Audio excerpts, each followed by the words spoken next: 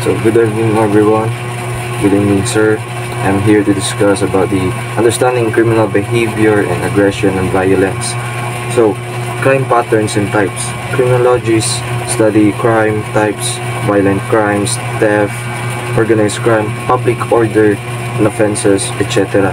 So Wolfgang 1958 coined victim precipitated homicide, victims' rules and their death. So Sutherland coined the white-collar crime, which is the economic crimes by the affluent.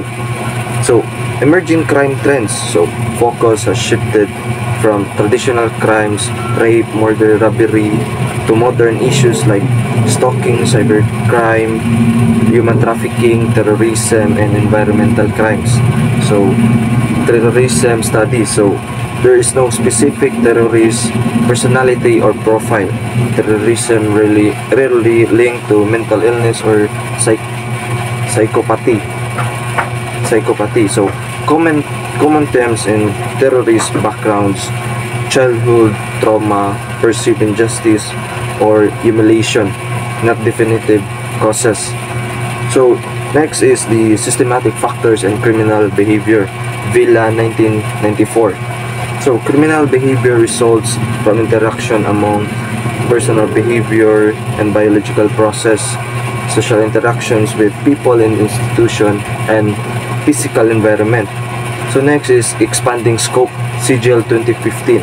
So criminology evolves to address emerging crime patterns and societal changes. So the next topic is the role of early life experiences. So number one is generational time scale. So generational time scales is criminal behavior develops over a lifetime, influenced by generational cycles, Strauss and Howie. So early life experiences significantly impact the development of criminality. So next is the sequential trait development. So traits develop cumulatively from conception, influenced by cognitive, affective, physical, and social events. Criminality is marked by the self-centeredness, low self-control, and indifference to others. So next is key developmental influences. So parenting practices, monitoring, discipline, positive, and reinforcement, problem solving, and involvement. So environmental factors is the nutrition, education, gene environment, and interaction.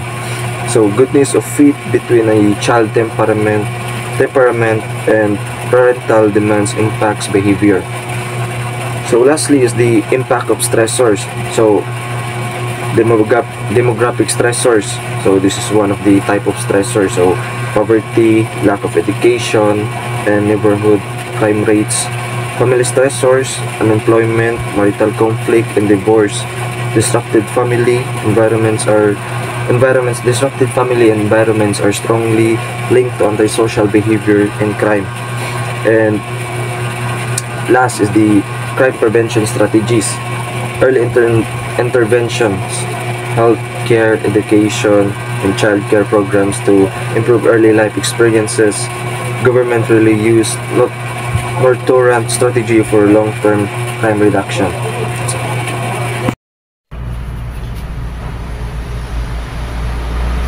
Today I'll be discussing the three main theories that criminologists use to understand criminal behavior.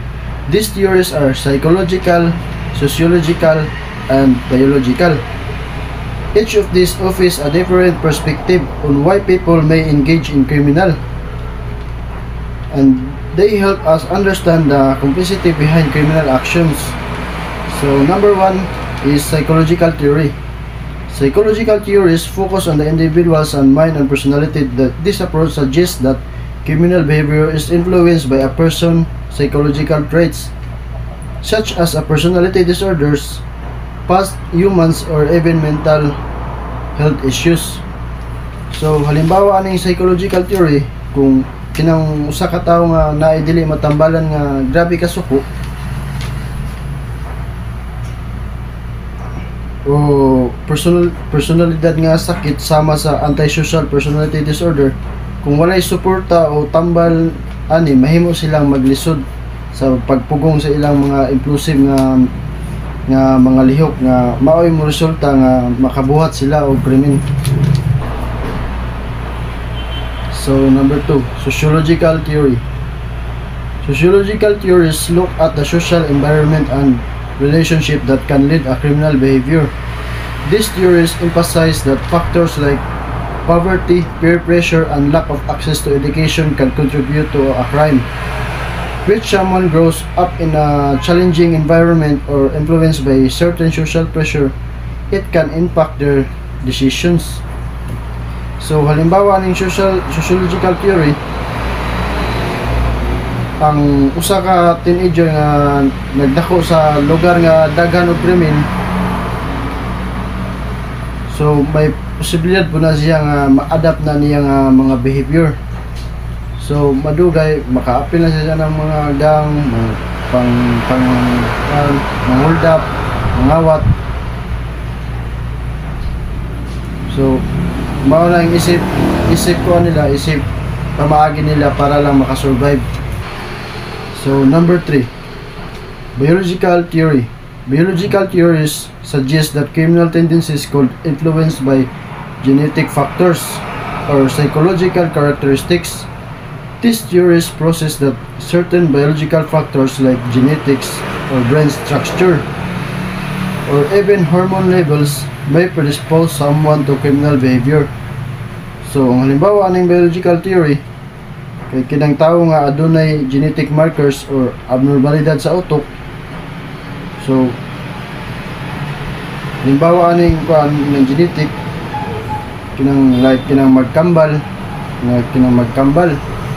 nga ang usa ato nila nagbuhat og krimen. So kito pong usa na po'y posibilidad nga mohimo sa og krimen. Next is understanding aggression and violence. Aggression is defined as a behavior perpetrated or attempt with intention of harming one or more individuals physically or psychological or to destroy an object.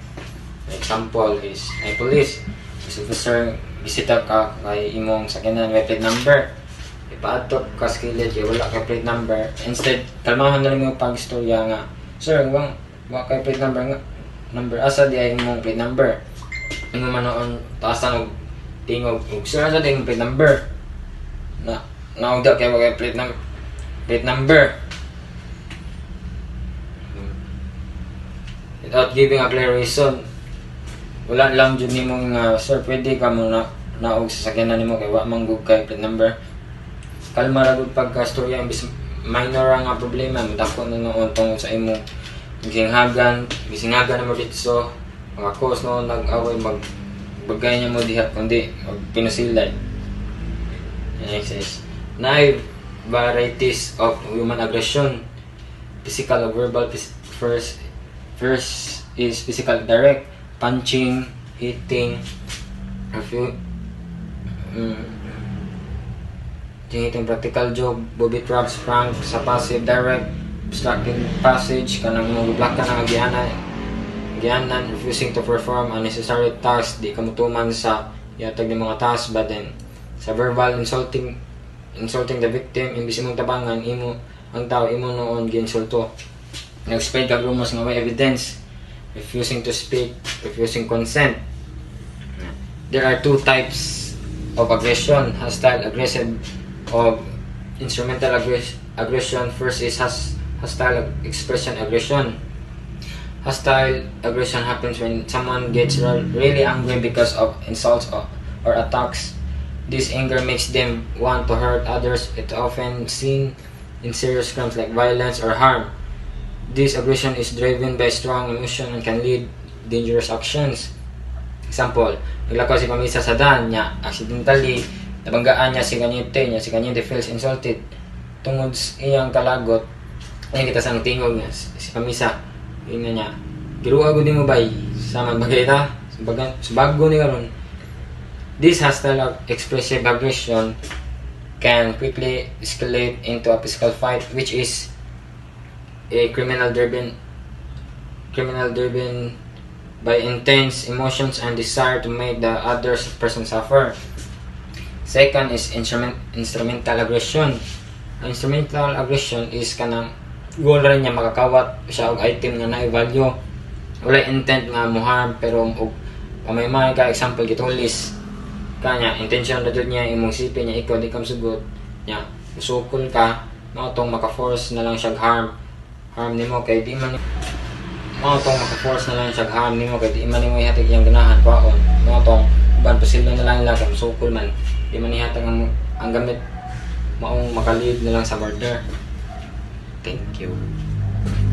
So it was recommended by Lober and Staldhal-Lober for researchers of aggression that there are two types of aggression. These are covert and overt.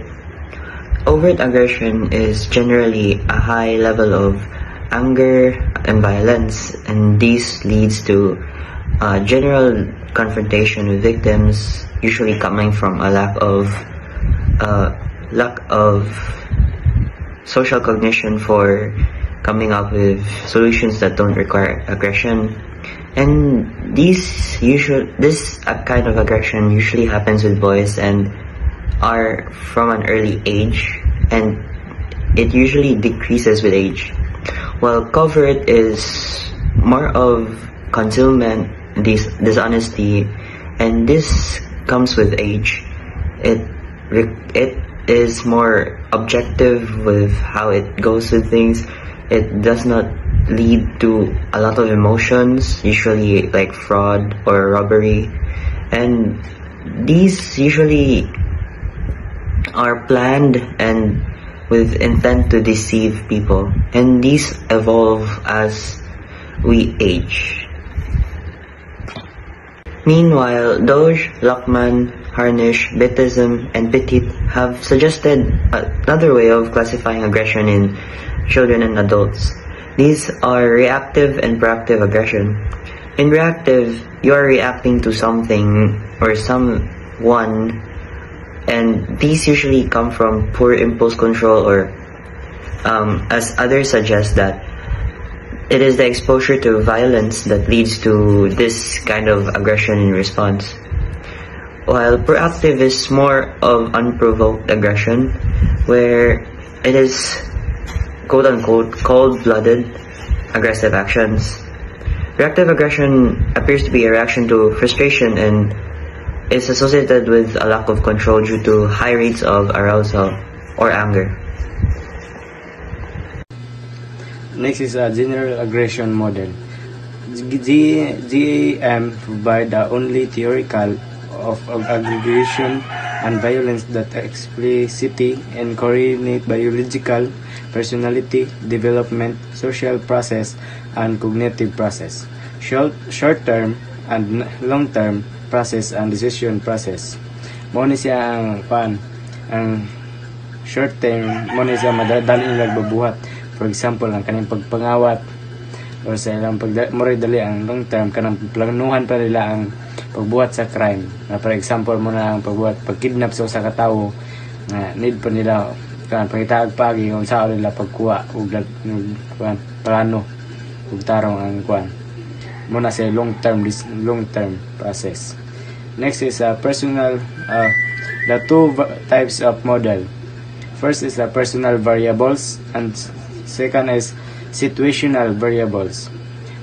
The personal variables is genetic predisposition, trait, aggression, gender, attitude about violence, and the situational variables is alcohol, violent media, provocation, hot temperatures.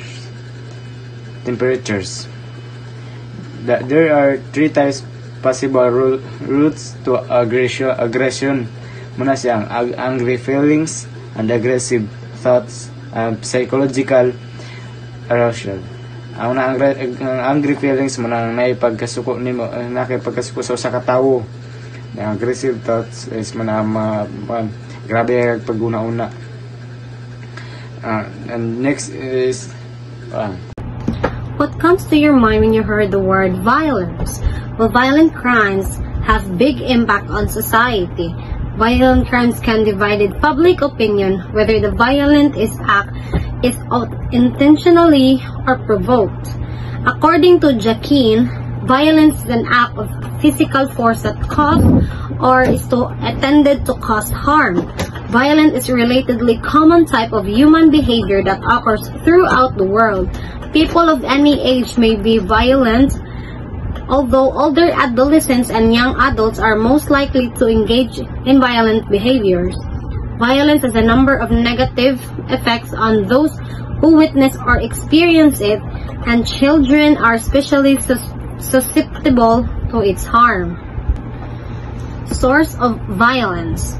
There are 6 sources of violence, and first one is human instinct, and the second one is substance abuse influence violence, and the third is socialization and upbringing. Fourth is exposure to violent people. Fifth is cultural values and subcultural of violence. Sixth is personal traits. And the first one is human instinct. What is human instinct? Human instinct. Sigmund Freud believed that human behavior is shaped by 2 instinctual drives. First is eros and the second one is thanatos.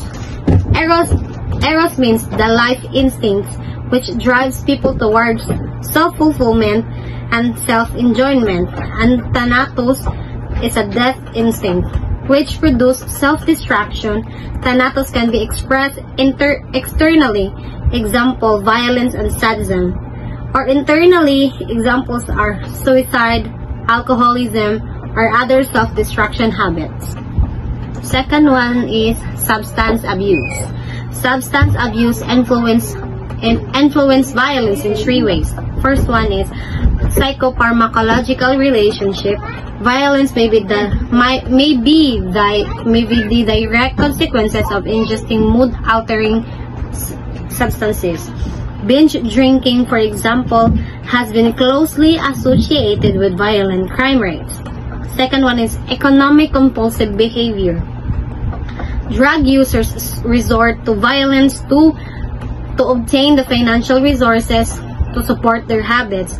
Studies conducted in the United States and Europe shows that addicts commit hundreds of crimes each year. So, ang mga addict, mangita dyan na sa buhay, maka-support sila or makapalit sila silang mga bad habits. The second one is systemic link. Violence escalates when drug-dealing gangs flex their muscles to dominate territory and drive out rivals. Studies of gangs that sell drugs show that their violent activities may result in a significant proportion of all urban homicide.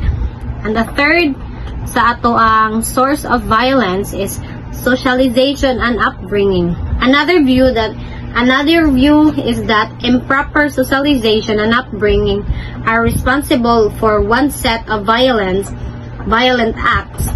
Absence or deviant parents, inconsistent discipline, physical abuse, and lack of supervision have all been linked to persistent violent offending. Although infants demonstrate individuals' temperaments, who they become, and have a lot to do with how they are treated during their early years. The fourth one is exposure to violence. People who are constantly exposed to violence in their environment may adopt violent methods themselves. Kani daw, ang exposure to violence people, kay ka naging gapuyo ka sa mga violente nga mga tao. Kung sa kaning lugar is more sila mga violente, is ma-adapt ni mo ang ilang environment way. The fifth one is cultural values, subculture of violence.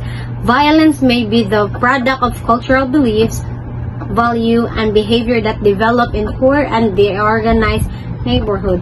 Mostly, ani ka naging mo judge ka sa ilahang ituhuan.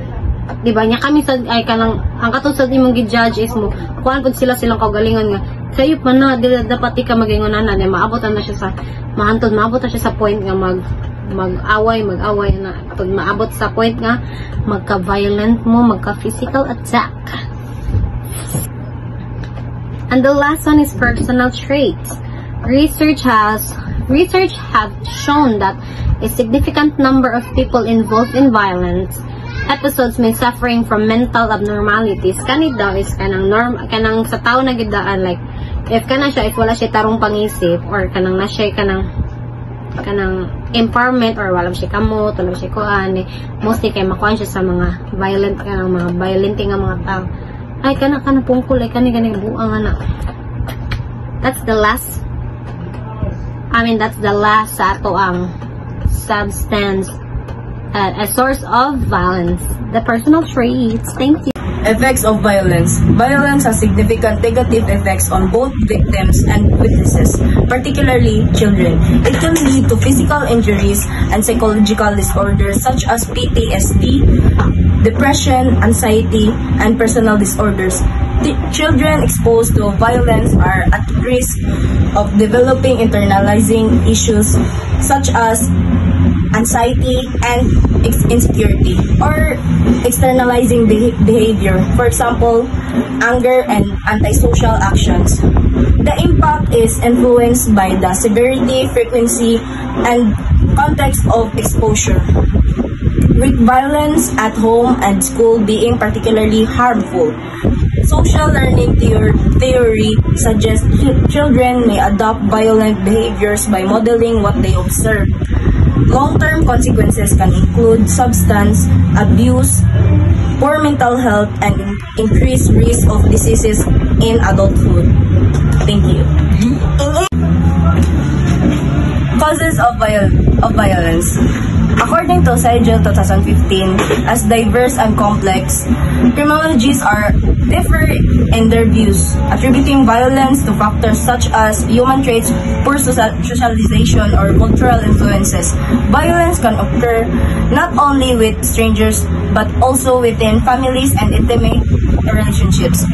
Understanding its causes is essential for developing interventions to reduce it. Research suggests violence is multi-causal, arising from a mix of social, cultural, and situational factors. These include genetic predisposition, neurochemical imbalances, personal traits, cognitive processing, and deficits, and early experiences of abuse or neglect. Individual differences in violence. Blackburn in 1998 suggests that violent individuals may have lack of emotional inhibition, guilt, and empathy, and cognitive skills leading to impulsivity and aggression. Family violence perspective. Describe the family as a system influenced by societal stressors, with violence arising from economic pressure and societal norms, and intergeneral transmission of violent behaviors. So, workplace violence. Workplace violence emphasizes workplace as major cause of injury and death involving middle-aged men facing termination. Contributing factors include insensitive management styles, economic downturns, and the feeling of injustice. Workplace violence refers to any physical assault, threat, harassment, or disruptive behavior that occurs in work settings, and it involves employees, customers, clients, and may include physical aggression, verbal threats that causes harm or distress. Violence perspective focuses on understanding and addressing violence within a family of domestic settings, and it encompasses various forms of abuse like physical, emotional, and sexual abuse.